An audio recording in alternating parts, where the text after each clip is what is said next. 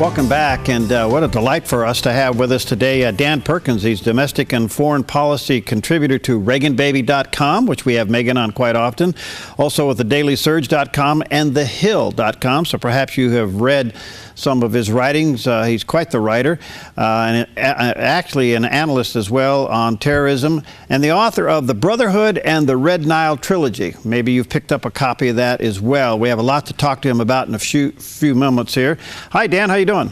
Good morning, Perry. Thank you for having me on. Yeah, good to see you again. First of all, just a few moments ago, the Supreme Court ruled 5-3 against the abortion law in Texas. What's your take on that ruling?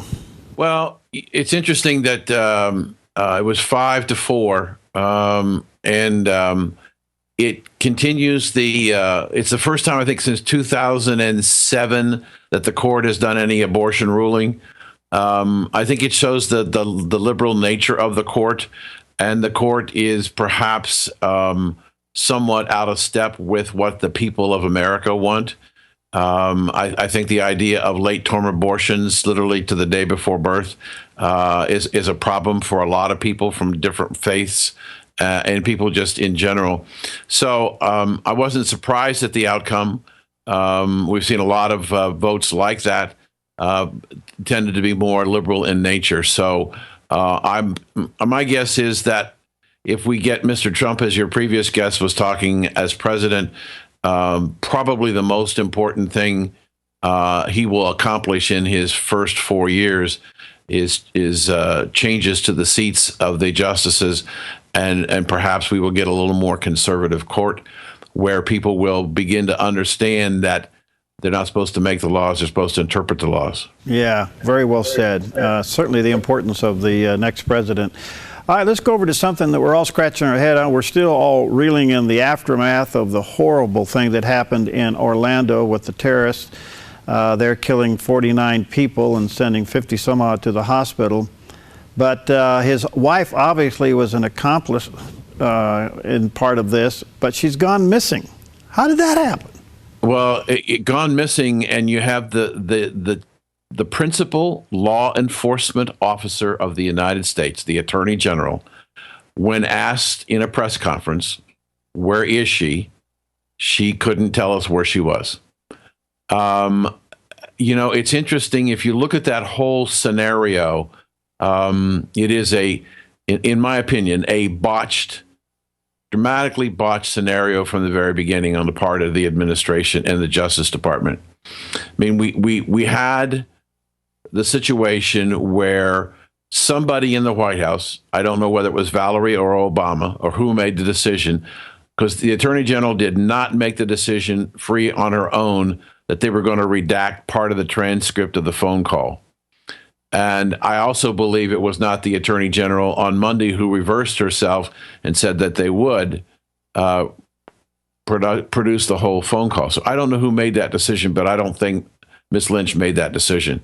I do believe, however, that if you looked at the edited version, if you know anything about the language of how Muslims speak,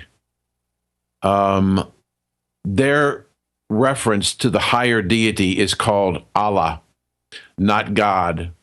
Yet in the transcript, in the very beginning, it says, praise be to God, not praise be to Allah.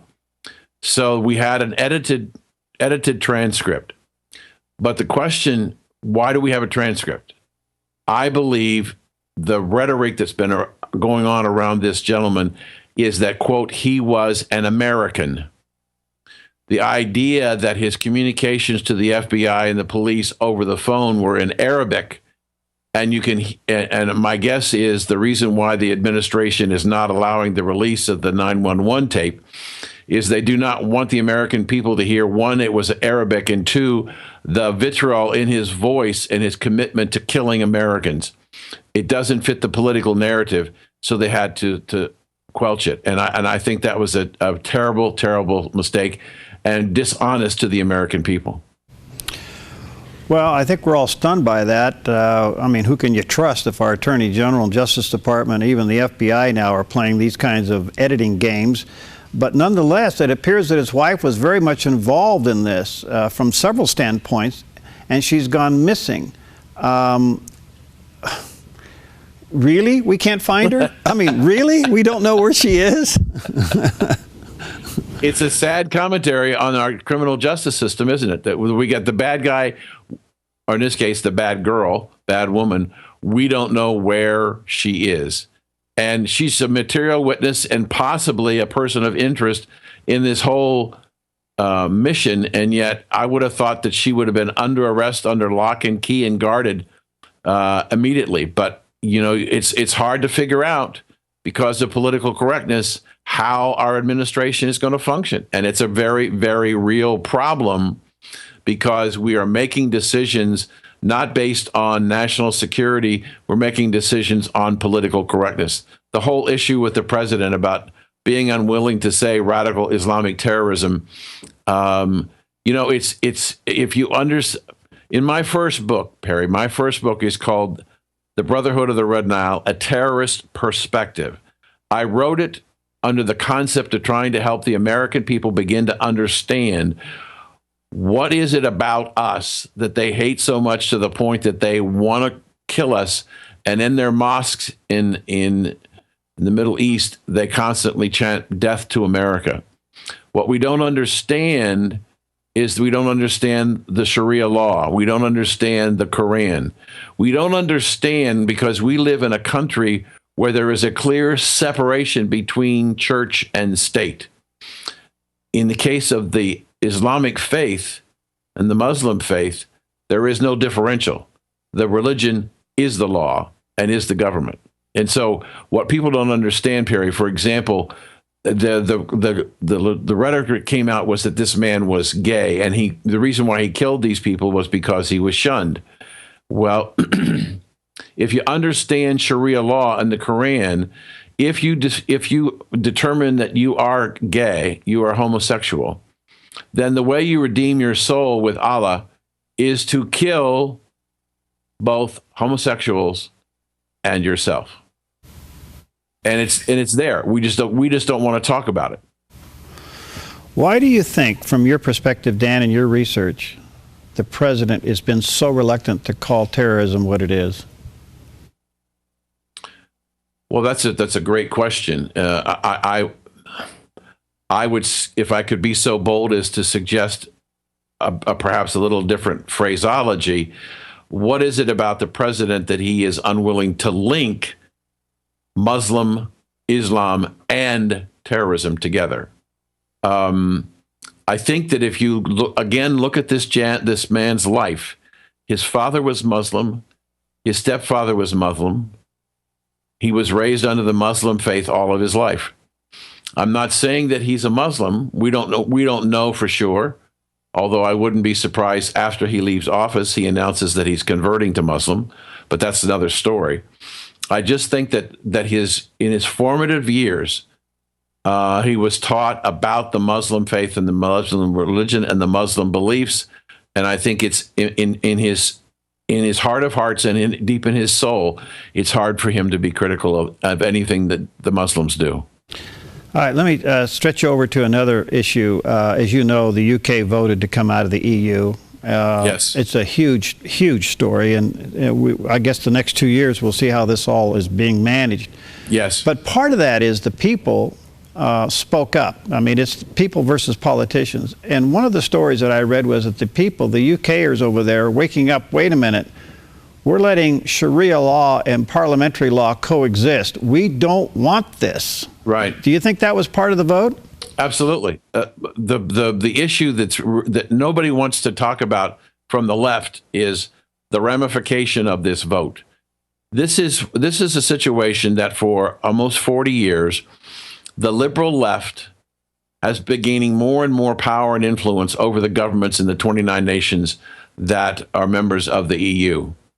And the British people, not the elites, not the intellectual elites, not the elite and politicians, the people basically reached a point when they said, enough, we're not going to deal with this.